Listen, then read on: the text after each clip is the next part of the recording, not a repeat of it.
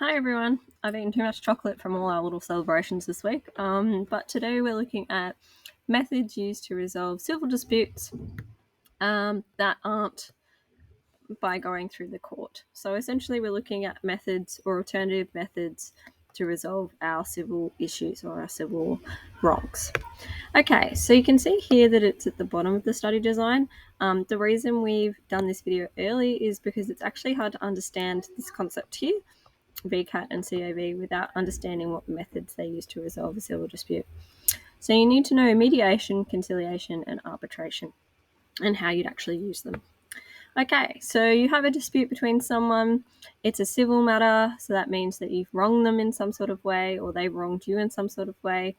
And there's two choices. You can either go to judicial determination, which is going through the courts, okay, just like you would for a criminal case, or alternatively, you can go to an alternative dispute resolution method. Okay, these tend to be less informal than a court, and actually most civil disputes end up going through these, with the judicial determination actually encouraging these methods first before you end up here. Okay, so arbitration, conciliation, and mediation. So quick definition of alternative dispute resolutions. Basically, they're less formal methods of resolving a dispute, and it's basically where the parties come together with the help of an independent third person to come to an agreement on how to resolve it. The first one we're going to look at today is mediation. Mediation is the least formal out of all of them. Okay, it's cooperative, so the two parties come together to discuss their issue involved, develop some options, and then consider some alternatives, and come up with an agreement through negotiation. Now, the big thing about mediation is that the third party, the person who's also there, who's not involved in the dispute, the mediator, their role is to facilitate communication between the parties, but not make suggestions. So they're only there to kind of encourage the two parties to talk through questions.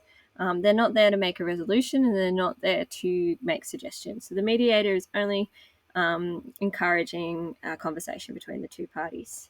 The resolution that they come up with is voluntary, usually voluntary entered into, and it can really only be binding if you decide to come up with the terms of settlement, in which you'll need to get that signed by the court. So most of the time, mediation is not binding. Mediation is most often used in VCAT, and we'll find more about that out next episode. Okay, so when do we use it and when do we not? Usually you'll get a scenario for this, and you need to decide the following things. Okay, it's good to use if you're looking for an informal way to resolve a dispute. If you have a good relationship with someone, like your neighbor, and you want to make sure that there is a good outcome, then mediation can be really, really useful. It's cheaper than going to court. It's voluntary, which means that you usually have people who actually really want to come to an agreement. And if the dispute is not resolved through mediation, it can also be a way of just kind of clarifying issues before you go to court. It also reduces time in terms of the court burden, essentially. Its problems is it's not binding, so if people come to an agreement, they don't necessarily have to follow it. It's not suitable for all matters. If you don't have a good relationship with someone, or if it's a particularly large dispute or a long-running dispute, it's not suitable. It can be prone to intimidation. So if one party is particularly dominant over the proceedings, they may intimidate the other person through it. And it's limited in terms of public scrutiny. Most people can't go and watch a mediation occur. Okay. So the next type is conciliation. This is kind of a little bit more formal, but not quite as informal as mediation. So a conciliation is where we resolve a dispute, but we have the assistance of the third party. Okay, so the third party is there to make suggestions. Okay, they're no longer just facilitating conversation; they're making suggestions on how to actually come to a decision. Okay, a conciliator, unlike a mediator, usually has specialist knowledge in the particular area of law or the particular area of dispute as well. Okay, so they're more knowledgeable. They'll make suggestions for the parties to agree on. So that's kind of the main difference in terms of it.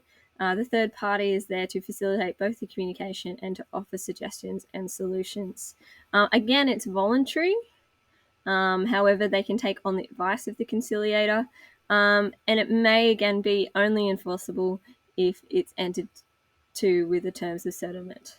Okay, so usually not very enforceable. Conciliation is mainly used by Community Affairs Victoria.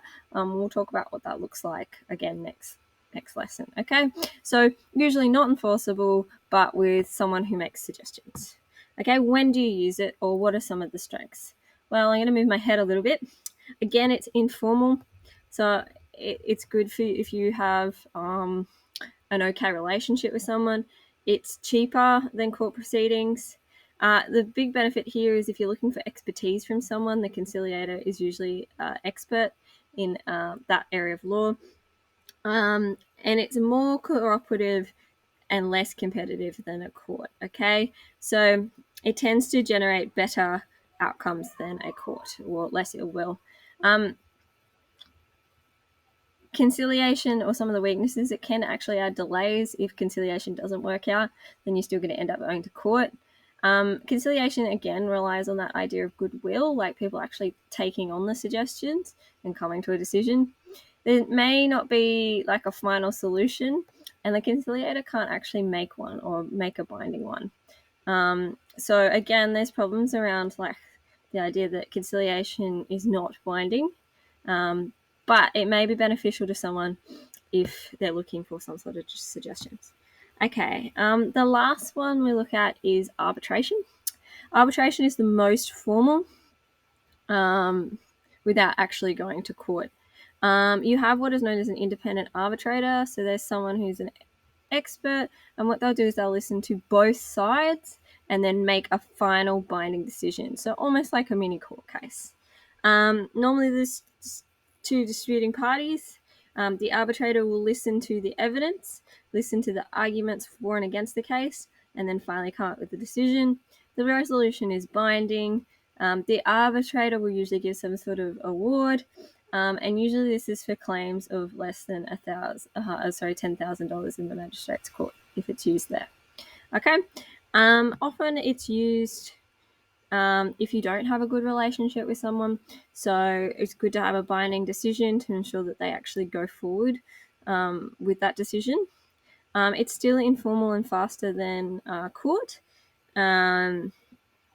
It's good because the arbitrator has considerable expertise in the area, and will also be independent, so if there's any kind of conflicts, they can make a final decision. It's also allows individuals to recover some sort of limited costs, or recover their like debts as well. Some of the problems with it is a win-lose scenario because there is a final order, so a party might feel less satisfied than if they went to mediation. It's not always as quick as we expect it to be. Arbitration, there's rarely any type of appeals, or there's limited ways to appeal, which means that essentially if you don't like the decision, there's nothing you can do about it.